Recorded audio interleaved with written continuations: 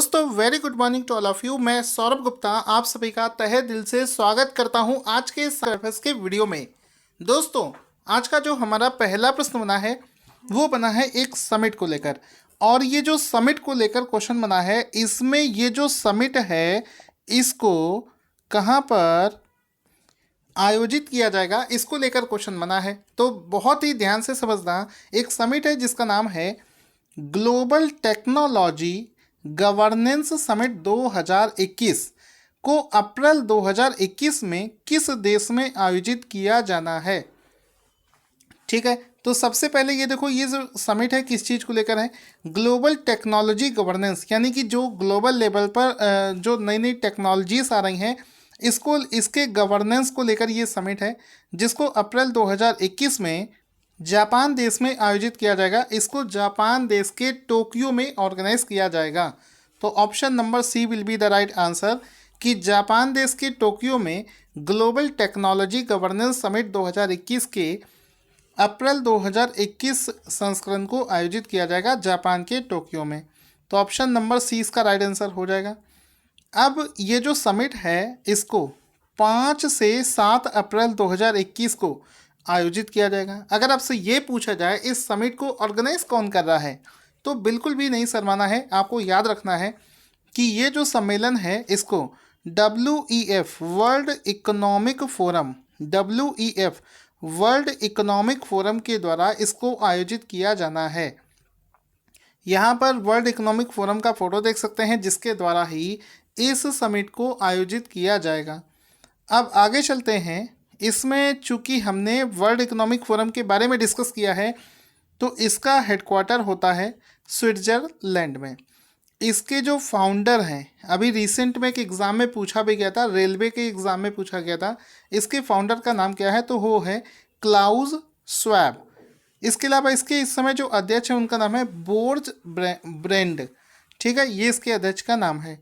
अब चूंकि इसके बारे में डिस्कशन हुआ है तो इसी से रिलेटेड एक नोट हम लोग पढ़ लेते हैं कि हाल ही में वर्ल्ड इकोनॉमिक फोरम ने ही global risk report 2020 an unsettled world को पब्लिश किया था। तो हाल ही में अगर आपसे कोई पूछे कि एक रिपोर्ट है जिसका नाम है ग्लोबल रिस्क रिपोर्ट 2020, इसको कौन पब्लिश करता है तो आंसर हो जाएगा WEF ने इसको पब्लिश किया था और उसके 15वें संस्करण को हाल ही में पब्लिश किया गया था।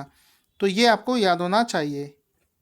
इसके अलावा दुनिया के मैप पर अगर हम लोग नदन हेमिस्फेयर में देखेंगे तो जो जैसे ये हमारी पृथ्वी है और इसके नदन हेमिस्फेयर यानी कि ऊपर की तरफ, ये जो हेमिस्फेयर ऊपर की तरफ है इसमें ये जो नॉर्थ ईस्ट पार्ट होता है यहाँ पर स्नो बर्फ़ जमी हुई है और ये जो बर्फ़ है ये दिन ब दिन पिघलती जा रही है ग्लोबल वार्मिंग और दूसरे कारणों की वजह से। तो ये जो आइस ये पिघल रही है इसका अध्ययन करने के लिए इस आर्कटिक रीजन के लिए एक सैटेलाइट को लॉन्च किया गया है, उसको लेकर बना है क्वेश्चन। इसको लेकर दोस्तों क्वेश्चन बना है कि किस देश ने आर्कटिक रीजन में पर्यावरण बदलाव पर नज़र रखने के लिए आर्कटिका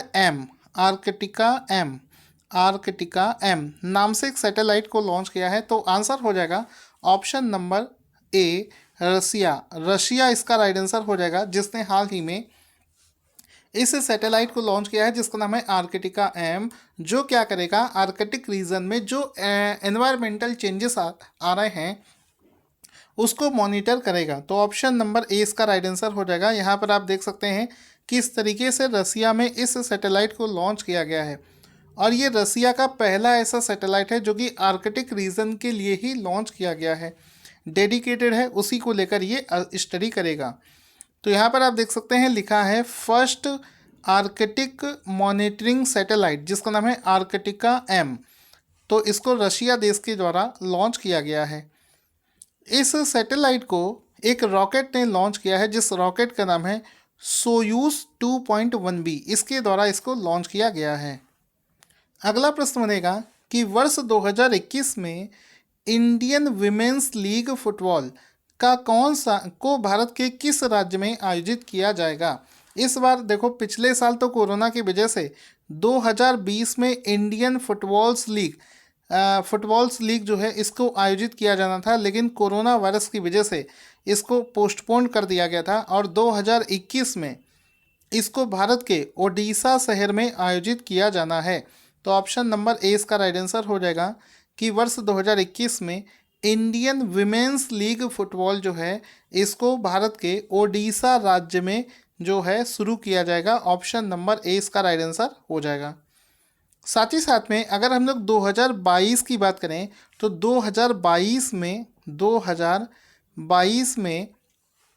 दो अंतर्राष्ट्रीय महिला फुटबॉल प्रतियोगिताओं को आयोजित किया जाएगा भारत के अंदर में। उनमें से पहले का नाम है Asian football confederation AFC women's cup, जिसको 2022 में भारत में आयोजित किया जाना है। दूसरा FIFA under 17 women's world cup 2022।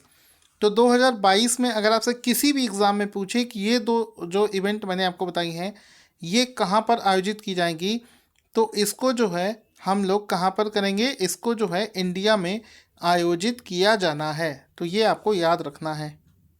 इसी प्रकार से एक ऑर्गेनाइजेशन है उसको भी साथ में डिस्कस कर लेते हैं जिसका नाम है AIFF all India football federation. तो ऑल इंडिया फुटबॉल फेडरेशन के बारे में उसके प्रेसिडेंट का नाम है प्रफुल्ल पटेल। बहुत बार रिपीटेड क्वेश्चन है, मोस्ट रिपीटेड क्वेश्चन है, बहुत एग्जाम में पूछा जाता है। प्रफुल्ल पटेल, इसके मुख्यालय है दिल्ली में और इसकी स्थापना हुई थी 1937 में। प्रफुल्ल पटेल का नाम आपको याद रखना है।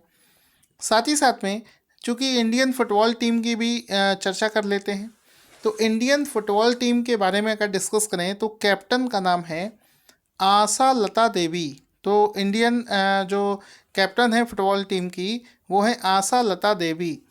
हेड कोच कौन है? हेड कोच का नाम है मेमल रॉकी। ठीक है, मेमल रॉकी, जो कि पहली महिला बनी है जो कि हेड करेंगी विमेंस नेशनल फुटबॉल टीम को। तो चूँकि पहली महिला ऐसी जो कोच बनाई गई हैं, इस वजह से ये हेड कोच का नाम भी इम्पॉर्टेंट है और शायद एक दो बार एग्ज़ाम में पूछा भी जा चुका है। इसके बाद में आगे चलेंगे, क्वेश्चन बनेगा एशिया इकोनॉमिक डायलॉग AED 2021 के कौन से संस्करण को आयोजित किया गया है? तो एशिया इकोनॉमिक डायलॉग 2021 के पाँचवें संस्करण, कौन से? पाँचवें संस्करण, पाँचवें संस्करण को आयोजित किया गया है। ऑप्शन नंबर सी इसका राइट आंसर हो जाएगा। यहाँ पर आप देख सकते हैं इसका जो 2021 के लिए जो इसका थीम है वो है post covid global trade and finance dynamics. तो वर्ष 2021 के लिए जो इसका थीम है वो हो जाएगा post covid global trade and finance dynamics. ये इसका वर्ष 2021 के लिए थीम हो जाएगा, जो कि आपको याद रखना है। अब इसमें दोस्तों यहाँ पर ये जो इवेंट है इसमें जो इसका इनॉग्रल सेशन जो था वर्चुअली ऑर्गेनाइज किया गया था और उसमें जो इनॉग्रल सेशन में जो स्पीच दिया था वो दिया था भारत के विदेश मंत्री S जयशंकर के द्वारा उसका स्पीच दिया गया था। आगे चलते हैं। हाल ही में इंडियन एयर फोर्स ने भारत के 1971 के वॉर हेलीकॉप्टर किस देश को देने की घोषणा करी है? तो इंडियन एयर फोर्स ने 1971 के वॉर का जो हेलीकॉप्टर है ये बांग्लादेश को देने की घोषणा करी है। तो ऑप्शन नंबर बी इसका राइट आंसर हो जाएगा। आपको पता होगा 1947 में जब भारत आज़ाद हुआ था उसके बाद में इंडिया का मैप जो था उसमें, जैसे अभी हम लोग इंडिया का मैप मान लो ये है, इस तरफ आपको दिखाता हूँ, इधर पाकिस्तान बना था और इधर था बांग्लादेश। उस समय इसको बांग्लादेश ना मानकर पाकिस्तान का ही हिस्सा माना जाता था, ईस्ट पाकिस्तान इसे बोलते थे। तो बाद में क्या हुआ, इस वाले पाकिस्तान के इस वाले पार्ट में और इस वाले पार्ट में काफ़ी डिस्प्यूट हो गया, जिसके बाद में इधर वाला जो बंगाली लोग थे, बंगाली मुस्लिम हुआ करते थे, तो बंगाली मुस्लिम लोगों ने समझा कि हम लोग को इग्नोर कर रहा है पाकिस्तान, तो इन्होंने सोचा कि हम एक अलग देश बनाएंगे। तो 1971 का जो वॉर हुआ था उसके दौरान ही यहाँ पर इस वाले पार्ट को बांग्लादेश बनाया गया फिर बाद में। तो इसमें भारत ने काफ़ी मदद की थी बांग्लादेश बनने में। तो इसी वजह से अभी एक डिसीजन हुआ है जिसमें कि भारत उस वॉर में यूज़ करेगा जो हेलीकॉप्टर है वो बांग्लादेश को देगा और बदले में बांग्लादेश ने भी भारत को एक हेलीकॉप्टर दिया है। तो यहाँ पर अच्छा क्वेश्चन है, आप देख सकते हैं इस डील को फाइनलाइज किया जा रहा है इंडियन एयरफोर्स की तरफ से। और इसमें ये वाला फोटो देखें, इसमें देखो साफ साफ सब कुछ लिखा है मैंने कि Indian air force gift 1971 war helicopter to Bangladesh, मतलब ये बांग्लादेश को दिया है और बदले में बांग्लादेश ने F-86 फाइटर प्लेन जो है ये इंडियन एयरफोर्स को दिया है अपना प्यार दिखाने के लिए। तो ये बहुत ही शानदार डील है जो कि इंडिया और बांग्लादेश के बीच में हुआ है। दोस्तों हाल ही में गोल्डन ग्लोब अवार्ड्स की घोषणा कर दी गई है। तो ये जो गोल्डन ग्लोब अवार्ड्स 2021 है, इसके कौन से संस्करण को हाल ही में प्रदान किया गया है? तो इस बार 2021 में जो गोल्डन ग्लोब अवार्ड्स दिए गए हैं ये इसका 78वां संस्करण है। तो ऑप्शन नंबर सी इसका राइट आंसर हो जाएगा कि इसके 78वें संस्करण को हाल ही में आयोजित किया गया है। तो गोल्डन ग्लोब अवार्ड्स के 78वें संस्करण को 2021 में दिया गया है। यहाँ पर आप देख सकते हैं गोल्डन ग्लोब अवार्ड्स 2021। अब इसमें हम लोग देखेंगे कि कौन से टीवी सीरीज़ ने सबसे ज़्यादा पुरस्कार जीते हैं। तो एक टीवी सीरीज़ है जिसका नाम है द क्राउन, उसने सबसे ज़्यादा 4 पुरस्कार जीते हैं। अब इसमें देखो 2 कैटेगरीज हैं, एक टेलीविज़न कैटेगरी है और दूसरी है सिनेमा फिल्म कैटेगरी। तो इसमें से वैसे तो लिस्ट बहुत बड़ी होती है, लेकिन मैं आपको सिर्फ जो मेन चीज़ें हैं जैसे कि बेस्ट फिल्म हो गई तो वो दिया गया है नोमैडलैंड, ठीक है, नोमैडलैंड। इसके बाद में बेस्ट एक्ट्रेस दिया गया है एंड्रा डे को, ठीक है, कौन सी मूवी के लिए? The United State versus Billie Holiday. Best actor का अवार्ड दिया गया है माँ रेनीस ब्लैक बॉटम मूवी के लिए चैडविक बॉसमैन, इनको दिया गया है। तो मेन एक्ट्रेस आपको पता होना चाहिए, एक्टर पता होना चाहिए और मूवी का नाम। इसी प्रकार से अगर हम लोग टेलीविज़न कैटेगरी में देखें तो सबसे अच्छा टीवी सीरियल दिया गया है द क्राउन को।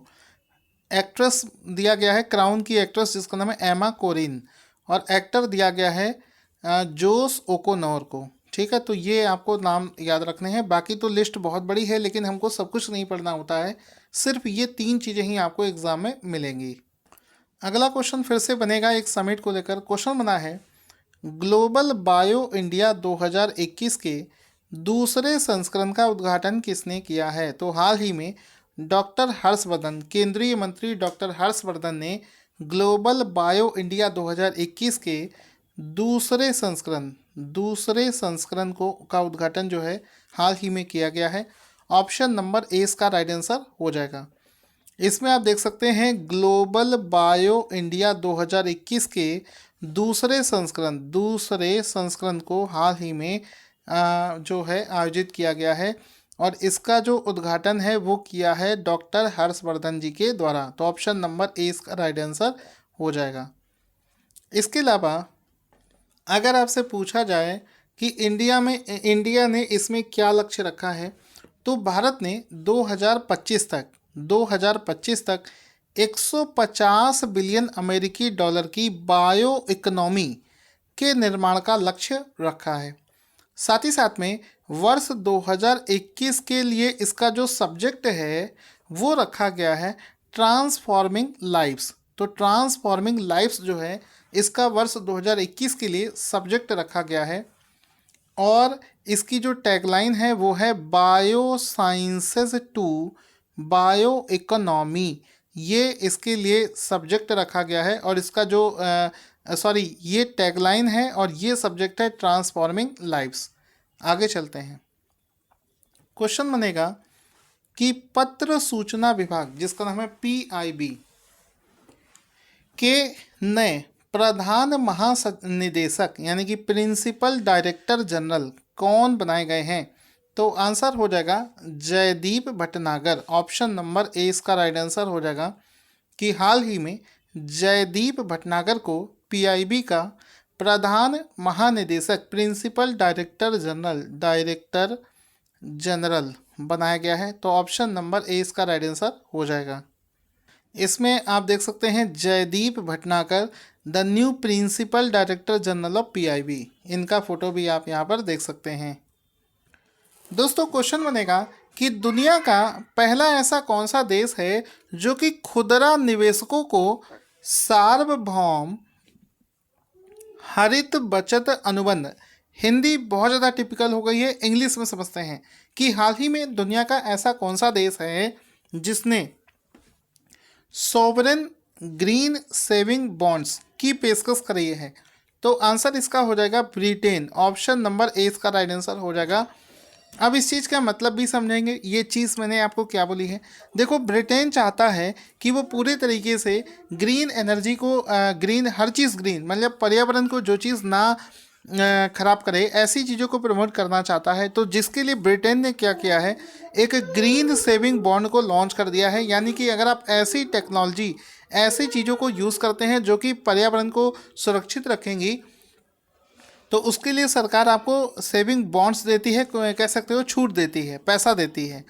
तो ऐसा करने वाला दुनिया का पहला देश बना है ब्रिटेन। और ब्रिटेन के जो पीएम हैं बोरिस जॉनसन, वो भी आपको यहाँ पर दिख रहे होंगे। इसके अलावा एक बहुत ही सुंदर सा एक प्रश्न और बन सकता है कि ब्रिटेन ने कौन से साल तक, कौन से वर्ष तक बिल्कुल कार्बन जीरो होने का लक्ष्य रखा है। तो आंसर हो जाएगा ब्रिटेन देश ने वर्ष 2050 तक। कब तक? ब्रिटेन देश ने वर्ष 2050 तक कार्बन जीरो होने का लक्ष्य रखा है।